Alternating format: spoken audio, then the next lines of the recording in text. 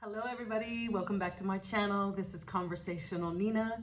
Today's topic is K-dramas, Asian dramas, POC dramas, just dramas in general. And basically, what do you feel they do for your life?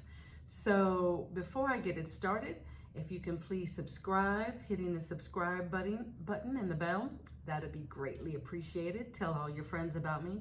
Let's get this party and this conversation started. Also, you will see a ribbon that has my website. By all means, take yourself there, look around. I have tips on writing, and I have a few more things coming in the future. Right now, I am anxious and really ready to talk about K-dramas and what you feel they do for your life and maybe even your culture, especially if you're not Korean. So I will start off by giving you a brief history of my K-drama life.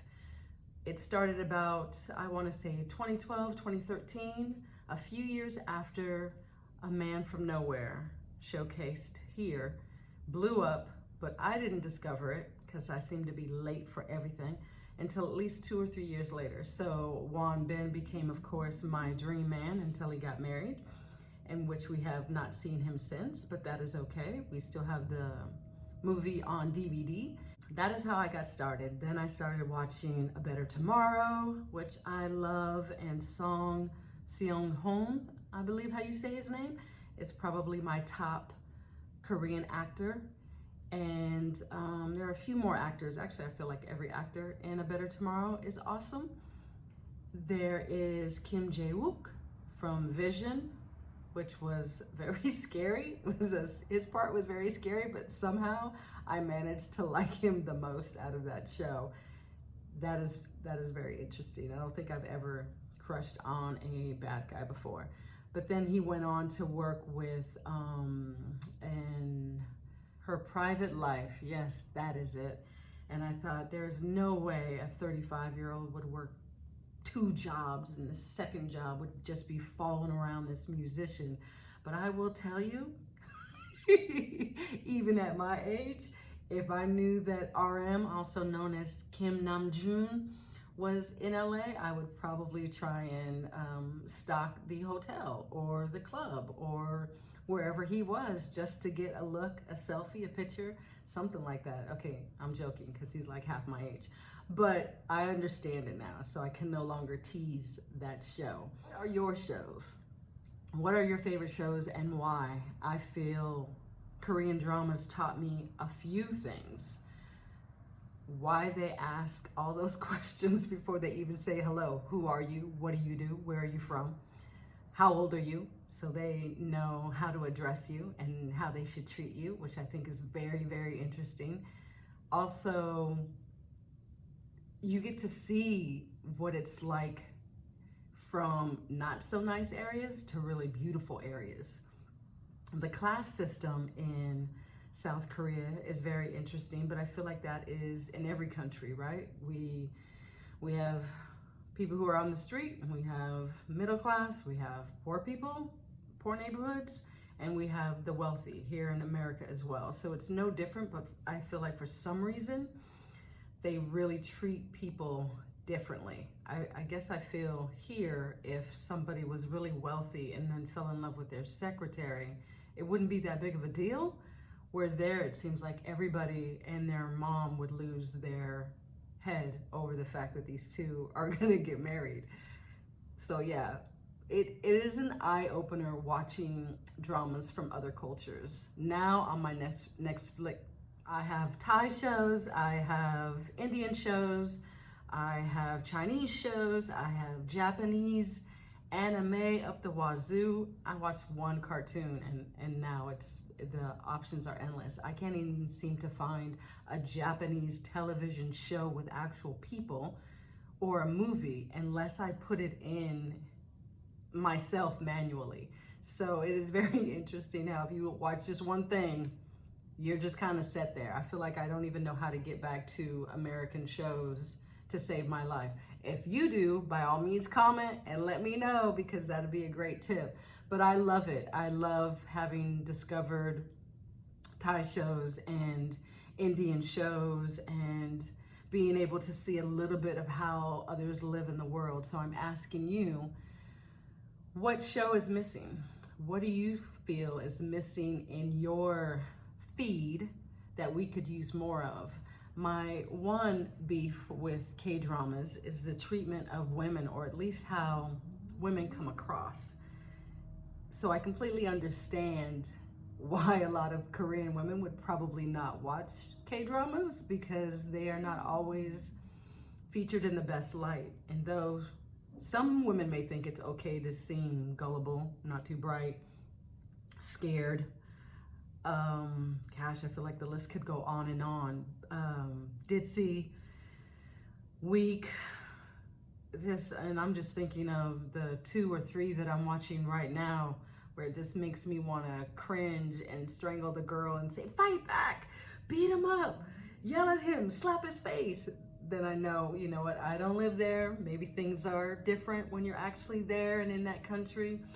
But if you are from South Korea, I would love your opinion. I would love your comments. I would love for you to tell me what you think can be done. I think the solution is more female writers, stronger female writers. The first one that comes to mind to me is the writer from King, the Eternal Monarch.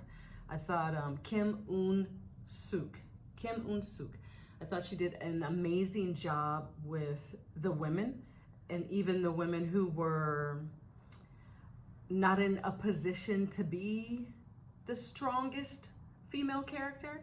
There was still this underlying strength that was hidden there. And I'm thinking about the woman who plays his mom, who was, I don't want to spoil the show for you, but the woman who plays his mom, his right hand, who was after him for his hand in marriage, and obviously the one that he was partnered up with, the one who plays the detective, I can't think of her screen name right now, but those 3 women were just so different and strong and powerful, and what I would think I would see when, I will say when, not if, I go to Seoul. I really have Itaewon on my, because of course Itaewon Class is one of my new favorites.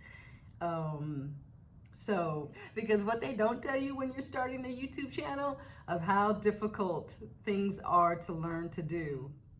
That is my personal opinion. I think if you are a creator in an Asian country, I think you are definitely needed. So then that's another question. How hard is it for you there? Do you feel that you are battling that middle-aged man who will not give up his position as a writer / director / production designer, or whatever he does, that takes up all the jobs and prevents you from getting your foot in the door?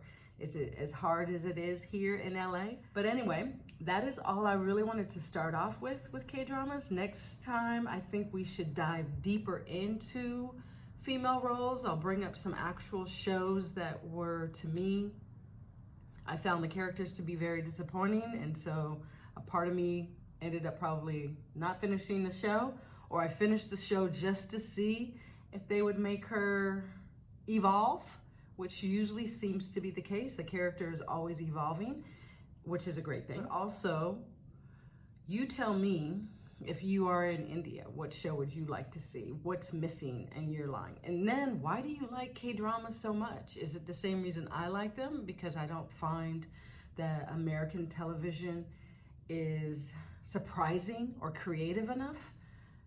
I'm always stunned at where they turn. And they say that even as a writer, go somewhere they would not, what do you least expect to happen? Make that happen, or worse. And when you can do that and pull it off, you've done something really great that your readers or viewers will appreciate probably towards the end. I'm watching this show now. I just got completely stunned, and I was mad for like 2 days because I couldn't believe the character did what she did. De la Sol, Twinkle Twinkle Little Star is what it means. Great little show. Another female character, not entirely 100% behind, but it is what it is. I feel like on episode 15, 16, she's gonna redeem herself, but I'm kind of tired of that always having to happen, where it's she like that. And then by the end, you're like, okay, I get it. It's Okay to Not Be Okay is one of those shows I'm thinking about. Did not like that female character at all. And if it was not for the main character's brother, I would have left by, I think it was episode 8. I was almost just like, nah, I can't get through this. And I loved the fact that it was about mental illness. That was also the saving grace, because that female character, she redeemed herself, but it wasn't until episode 10 or 11. And then to me, by then, it was kind of too late. I don't know how I would have written it differently. That also is probably good for another discussion. But let me know your opinion. Let me know what you think. Let me know if your culture is out there in the world and maybe I can Netflix it and feel like even in this pandemic, I can get away to a different country and experience their life. Tell me about your shows, your actors. Who do you love? Who do you admire and adore? Please do tell. I can't wait to hear it. So, Mata Amade, until we meet again next time. Tomorrow, it's on and poppin'. We will be talking about K-pop and how it has also exploded. Should I say it's thanks to BTS? Or should I say Gangnam Style? Psy started it a few years ago? Let's talk about that. Let's discuss. So subscribe, tell all your friends about me, comment in the comment box. I can't wait to hear what you have to say, and I look forward to having our discussion. Let's talk. Until then, see you later.